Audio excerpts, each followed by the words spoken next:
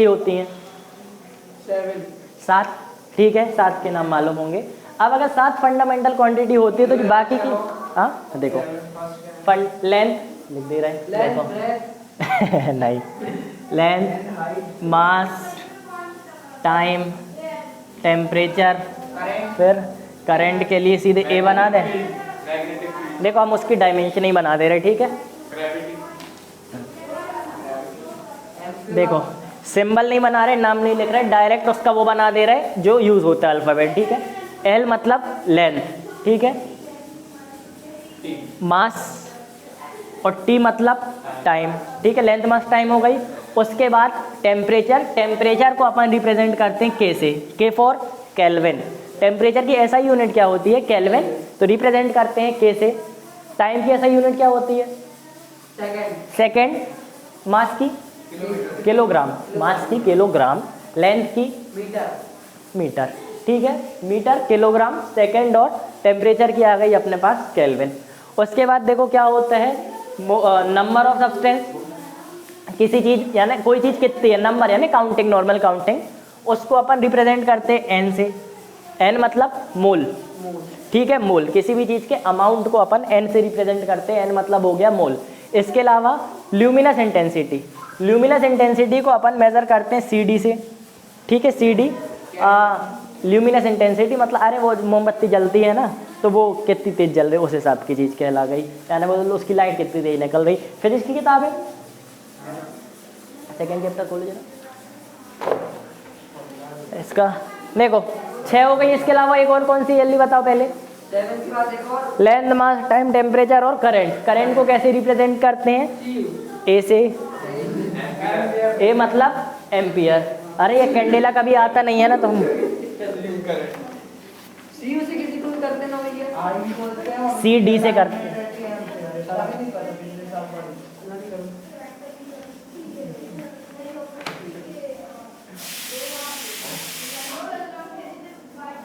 मोल, हाँ ये बस गलत है, ये देखो एन नहीं आता, ये मोल आता है, MOL, ठीक है। किसी भी चीज़ के नंबर को अपन मोल से रिप्रेजेंट करते हैं।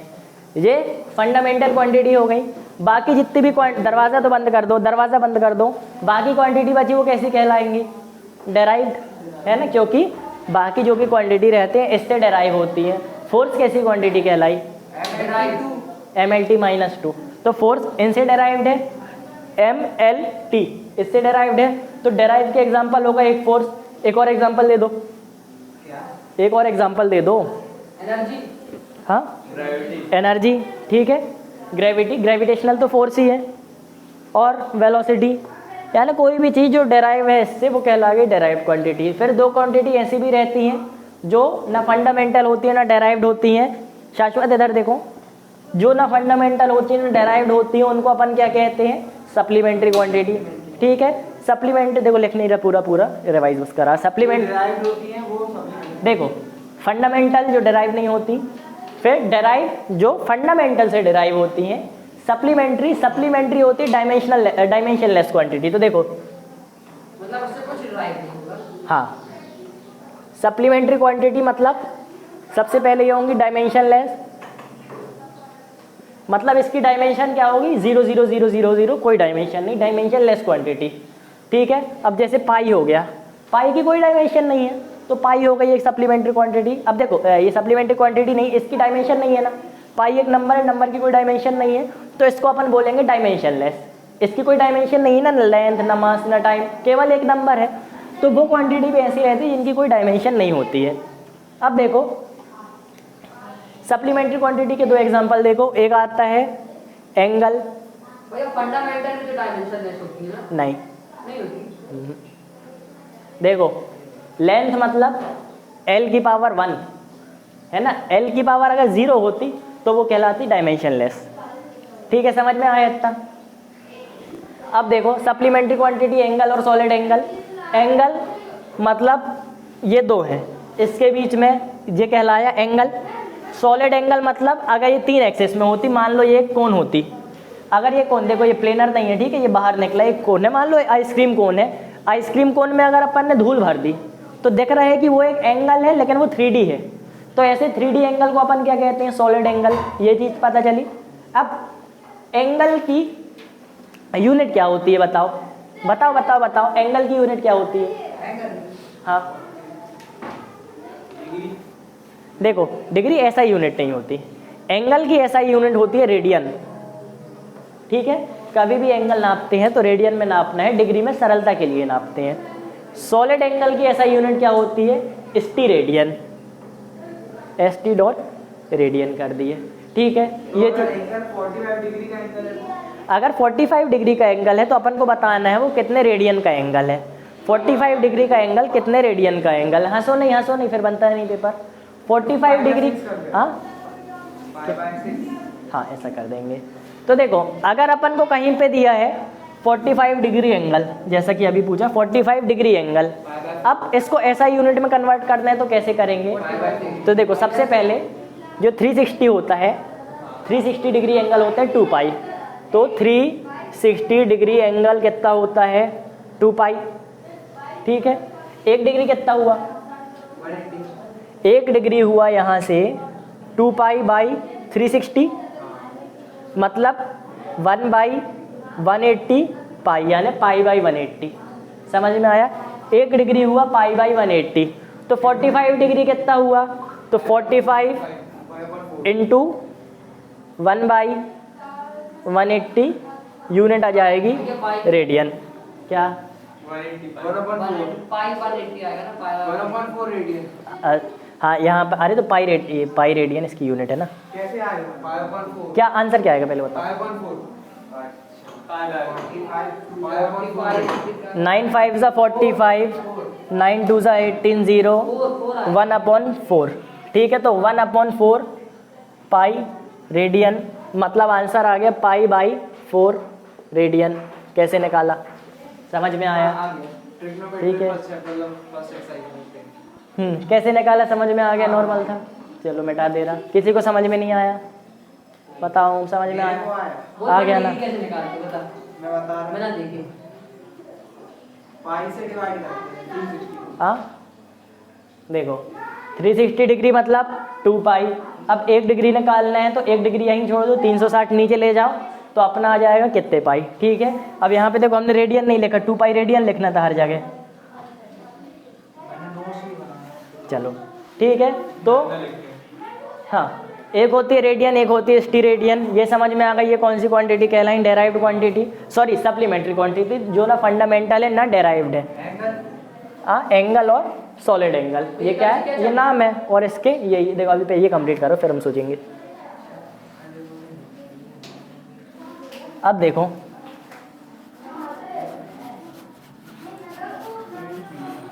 डेफिनेशन वगैरह नहीं करा रहे, कॉन्सेप्ट करा रहे। कॉन्सेप्ट समझो। यहाँ पे अपनी जो फोर्स है, फोर्स कैसी क्वांटिटी है सबसे पहले बताओ। फोर्स एक डेराइव्ड क्वांटिटी है। फोर्स का फॉर्मूला क्या होता है, M A, F is equal to M A होता है फोर्स का फॉर्मूला। अब देखो, मास यहाँ से मिल गई एक फंडामेंटल क्वांटिटी। एक्सेलरेशन कैसी क्वांटिटी है, डेराइव्ड है कि फंडामेंटल? देखो मास, ये मास मिल गया। एक्सेलरेशन फंडामेंटल की डेराइव्ड? डेराइव्ड है। फंडामेंटल कैसे है शाश्वत बताओ। फंडामेंटल की हुई भाई, कहां देख रहे थे फंडामेंटल में, कहीं लिखा है? अच्छा, उसमें एक्सेलरेशन लिख दिया।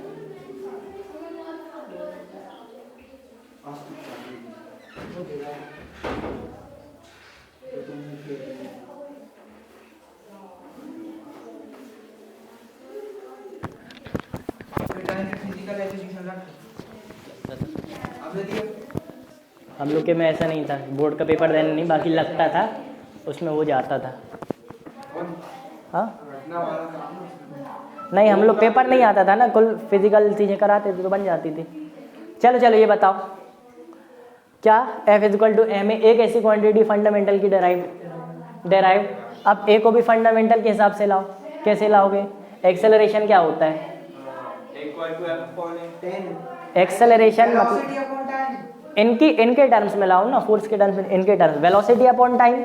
तो एक्सेलरेशन हो गया वेलोसिटी अपॉन टाइम, तो यहाँ पे लिख दिए एम वी अपॉन टी। अब बताओ इसमें से डेराइव कितनी है। देखो एक ये m फंडामेंटल है, ये टाइम बताओ टाइम कैसे है फंडामेंटल अरे फंडामेंटल है ना भाई वो लिखी। हाँ तो ये फंडामेंटल है, इससे जो बनी वो डेराइव कहलाए। Time fundamental quantity. अब बताओ v दिख रहा है कहीं? नहीं दिख रहा, v कहीं नहीं दिख रहा। अब v इज इक्वल टू क्या होता है? क्या? m फंडामेंटल है, ठीक है। हाँ डिस्प्लेसमेंट अपॉन टाइम मतलब यहाँ लिख दी डिस्प्लेसमेंट अपॉन टाइम। अब देखो m अपॉन t ये पहले से था, डिस्प्लेसमेंट v की जगह लिख दी s अपॉन t। अब देखो अब सारी की सारी फंडामेंटल हो गई। देखो कैसे, मास है नहीं सॉरी ये क्या देखो m फॉर मास है ना, F is equal to M a mass, ये मास है m हो गया। फिर यहाँ पे देखो टाइम है। डिस्प्लेसमेंट देखो डिस्प्लेसमेंट क्या है? डिस्प्लेसमेंट मतलब यहाँ से वहाँ तक गए, एक तरीके की लेंथ है। डिस्प्लेसमेंट एक तरीके की लेंथ है, मतलब ये डिस्प्लेसमेंट ये लेंथ कहला गई। किसी भी तरीके की लेंथ कहलाई, तो मतलब डिस्प्लेसमेंट हो गई लेंथ। अब इसका जरा एक फॉर्मूला बनाओ, इसका एक फॉर्मूला बनाओ, इन सब की ऐसा यूनिट बताओ मीटर की। देखो सबसे पहले इसको अच्छे से लेके ms/t²। मीटर की ऐसा यूनिट बताओ, सॉरी मास की ऐसा यूनिट बताओ। मास की ऐसा यूनिट किलोमीटर, मास मीटर, लेंथ मास, ग्राम मास की होगी किलोग्राम, तो यहाँ लिख दिए किलोग्राम। ये क्या है? s डिस्प्लेसमेंट की क्या होती है?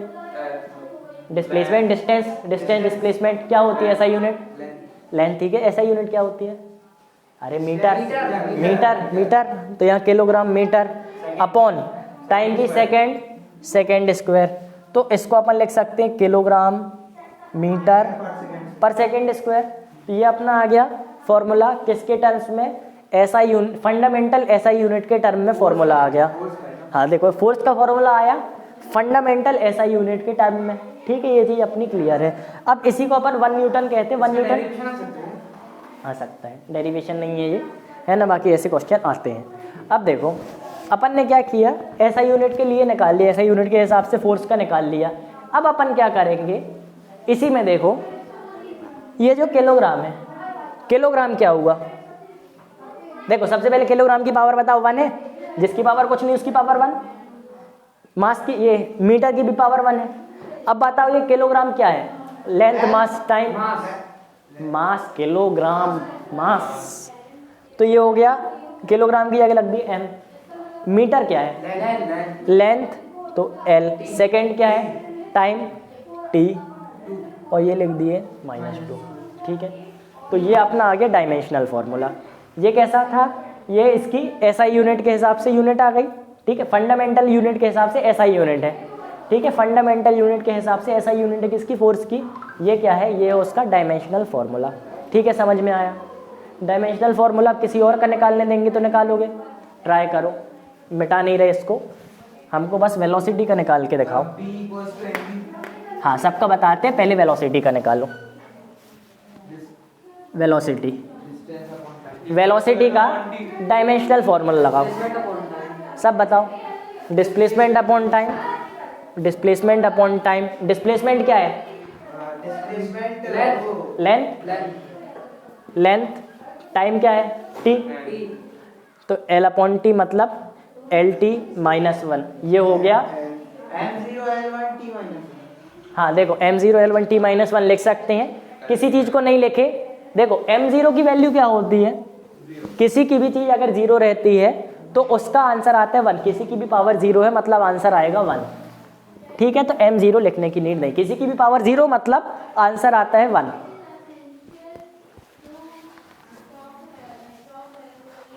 चलो नोट करो एक बार, समझो, फिर 1-2 की और डायमेंशन निकाल के देखते हैं अपन। शाश्वत समझ में आया? बिल्कुल सरल सी चीज है, इसके 1-2 अच्छे क्वेश्चन कराते हैं।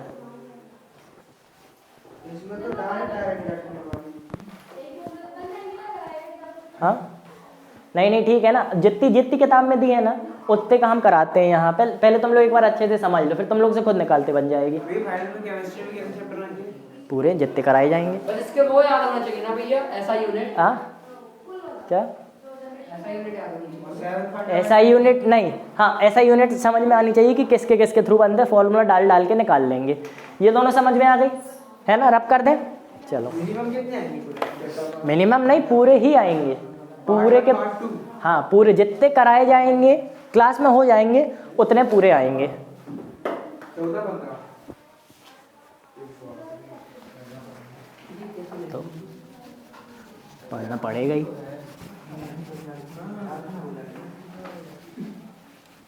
और फाइनल का पेपर इससे कठिन नहीं आएगा, आप बनाओगे? नहीं इससे कठिन आएगा, लेकिन इतना पक्का है। चलो ये देखो, अब एक एग्जांपल देते, किताब में कौन कौन से दिए बताओ, नहीं कॉपी में मैम ने कितने लिखवाए हैं। ये तो उसने अपने खुद के नोट्स बनाए थे, तो मेरे खुद के नोट्स। क्या लिखा है बताओ एक बार, किस लिए नहीं लाया copy? Stress, strain, momentum, force, stress strain, देखो स्ट्रेस स्ट्रेन का नहीं आएगा स्कूल में कभी, उसके छोड़ दो। हाँ पावर, पावर, देखो पावर क्यों, पावर अपन ने 10th क्लास में पढ़ा था। बताओ तुम कहीं और से भी पढ़ते हो यानी, अच्छा ऑनलाइन भी पढ़ रहे हो तुम? ये पहले पढ़ा था, कोचिंग नहीं आता था। अच्छा कोचिंग नहीं आता। कहाँ? हाँ यूट्यूब में तो अच्छी पढ़ाई होती है। देखो पावर मतलब क्या होता है, अपन ने 10th में पढ़ा है, 10th क्लास में अपन ने पढ़ा था। पावर मतलब रेट ऑफ डूइंग वर्क, तो मतलब पावर होता है वर्क अपॉन टाइम। ठीक है, इतना पता है सबको, किस लिए? इधर देखो कहाँ दिख रहे हैं, वर्क अपॉन टाइम। टाइम अपने पास फंडामेंटल आ गई, वर्क निकालो, वर्क की क्या यूनिट होती, कैसे निकालोगे? मास, मेहनत लगा रहे देखो वर्क मतलब होता है फोर्स इनटू एफ डॉट आएगा, सॉरी, फोर्स इनटू डिस्प्लेसमेंट होता है वर्क, मतलब कितनी फोर्स लगाई और उससे काम कितना हुआ। ठीक है, तुम लोग ने अभी क्रॉस प्रोडक्ट में ये भी देखा था ना, डॉट प्रोडक्ट में वर्क मतलब एफ डॉट डी एस बताया था। तो ये डॉट प्रोडक्ट वर्क मतलब होता है फोर्स इनटू डिस्प्लेसमेंट। तो यहाँ पे यहाँ लिख दिए F dot S upon T. अब देखो टाइम और डिस्प्लेसमेंट मतलब लेंथ, दो फंडामेंटल आ गई, फोर्स बची, एस मतलब डिस्प्लेसमेंट, हाँ एस मतलब डिस्प्लेसमेंट, फोर्स बची। फोर्स क्या होता है? M A, F is equal to M A. अब एम भी फंडामेंटल है, एम छोड़ो, ए क्या होता है? वी अपॉन टी, तो मतलब वी अपॉन टी। अब एम और टी फंडामेंटल आ गई, वी क्या होता है? Displacement upon time, M upon T, displacement upon time, फिर डिस्प्लेसमेंट अपॉन टाइम। अब अपने पास चारों आ गई, सब सही। तो देखो एफ का फॉर्मूला क्या आएगा? M L T minus two, तो इसका फॉर्मूला लेके M L T minus two, ये समझ में आया। अब देखो यहाँ लिख दिया अपन M L T minus two, S क्या है? डिस्प्लेसमेंट, डिस्प्लेसमेंट, यहाँ से कौन सी रहेंगे? डिस्प्लेसमेंट मास, लेंथ, तो ये एल अपॉन टी, टाइम, तो टी सिंप्लीफाई करो, T3 माइनस 3 हो जाएगा और L2 हो जाएगा। हो जाएगा। तो क्या हो गया? एम, देखो एल यहाँ पावर वन मल्टीप्लाई किए, एल कॉमन ले लिए, पावर को ऐड कर दिए, तो ये होता है L2। ये टी नीचे है, अगर टी ऊपर गया, अगर ऊपर जाता तो ये हो जाता है टी माइनस वन। ठीक है, टी कॉमन लिए, माइनस टू माइनस वन मतलब टी की पावर माइनस थ्री। इसका डायमेंशनल फॉर्मूला बन गया पावर का। काय का बताएं और बताओ? पावर का बना, वर्क का बना लोगे, कैसे बनाएंगे? देखो स्पीड का तो बता दिया ना, वेलोसिटी। अब देखो वर्क का कैसे बनाओगे बताओ? वर्क का कैसे बनाओगे? फोर्स इनटू डिस्प्लेसमेंट से, या फिर ये अपन को पावर का दिया है। वर्क मतलब क्या होता है? देखो ये ऐसा है, टी को अगर इधर ले गए तो टी इंटू पावर। देखो पावर मतलब होता है वर्क अपॉन टाइम, वर्क होता है force into displacement, displacement upon time होता है वेलोसिटी। अब देखो टी उधर ले गए तो टी इंटू पावर, पावर का दिया है, इसमें टी का मल्टीप्लाई कर दिए तो वर्क का आ जाएगा। तो वर्क का क्या आया? एम एल टू टी, जी क्या है यार, ये टी है, टी माइनस थ्री और प्लस वन, तो ये हो गया टी माइनस टू। तो M L two T minus two, ये किसका आया? वर्क का। समझ में आया? चलो माइनस थ्री प्लस वन, चलो वर्क का समझ में आया। और काय का करा है? मोमेंटम का चलो तुम लोग निकालो। एक्सेलरेशन का कराइए भैया। एक्सेलरेशन का तो बताया ना। देखो एक्सेलरेशन मतलब वेलोसिटी अपॉन टाइम, तो मतलब वेलोसिटी अपॉन टाइम, वेलोसिटी मतलब डिस्प्लेसमेंट अपॉन टाइम, तो 1/t और डिस्प्लेसमेंट अपॉन टाइम मतलब s t की पावर -2। s क्या है? डिस्प्लेसमेंट, डिस्प्लेसमेंट की जगह लिख दिया लेंथ, t -2 तो टाइम -2, lt -2 आ गया। सॉरी कुछ, हाँ एक्सेलरेशन lt -2। मोमेंटम का मोमेंटम का निकालो तुम लोग खुद से, निकालो।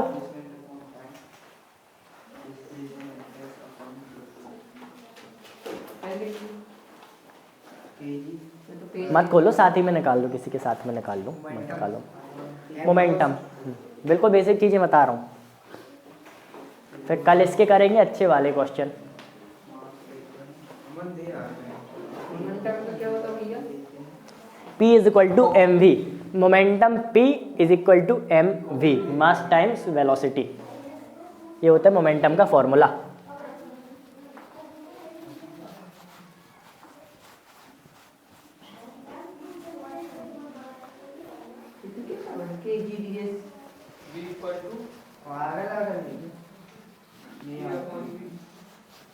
P is equal to M। ये आएगा m1 l1 t -1। हाँ m1 l1 t1। देखो mv, m मतलब मास, रख लिया। लिख दिया मास। वेलोसिटी क्या निकाल देते? वेलोसिटी मतलब डिस्प्लेसमेंट अपॉन टाइम, मतलब डिस्प्लेसमेंट अपॉन टाइम, तो mlt -1। ठीक है, सही आया। किस लिए आ गया? हाँ m1 l1 t -1। दो स्टेप में किया हुआ है उसमें कितना लंबा है?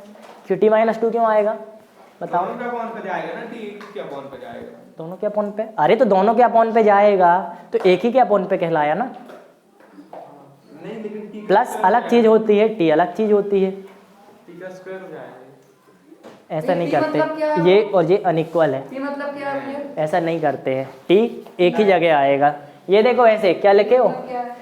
ml/t लिखे हो ना, ml/t, तो ये इसको ऐसे लिख सकते, किसले? देखो किसले, m × l/t, तो दो जगह थोड़ी जाएगा, एक ही जगह रहेगा ना।